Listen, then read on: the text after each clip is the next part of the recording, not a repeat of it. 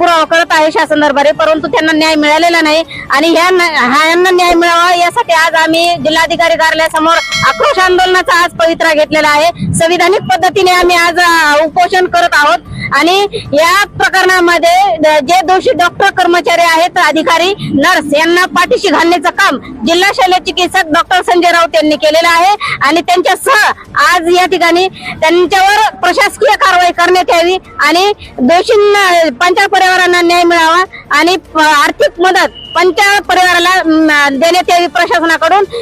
यासाठी आज आम्ही आंदोलन करत आहोत। छाया गणेश पांचाळ ही आमची भगिनी सरकारी दवाखान्यामध्ये चुकीच्या पद्धतीने इलाज केल्यामुळे मृत पावलेले आहे। मी बाळासाहेब मोरे पाटील, शिवभीम विचार मंचचा प्रदेशाध्यक्ष, आपल्या माध्यमातून एकच सरकारला विनंती करेल की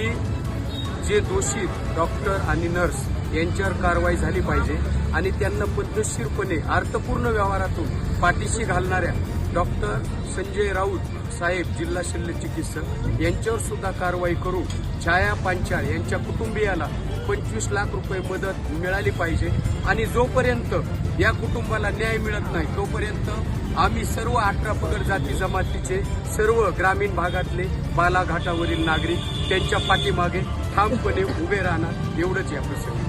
जे दोषी होते यामध्ये आर्थिक व्यवहार झाला आणि त्यांना वाचवण्यात आलं। डॉक्टरांना 5 लाख रुपये आणि नर्सना 2 लाख रुपये देऊन जर डॉक्टर आणि नर्स वाचत असतील आणि एक सफाई कामगारावरती कारवाई करून या निर्दोष व्यक्तींचा खून जर माफ होत असेल तर ह्या बीड जिल्ह्यामध्ये सर्वात मोठी घटना होत आहे आणि याकडे महाराष्ट्राचं लक्ष घेतलं पाहिजे आणि अशा घटना ह्या थांबल्या पाहिजेत आणि ह्या पांचाळ परिवाराला न्याय मिळाला पाहिजे।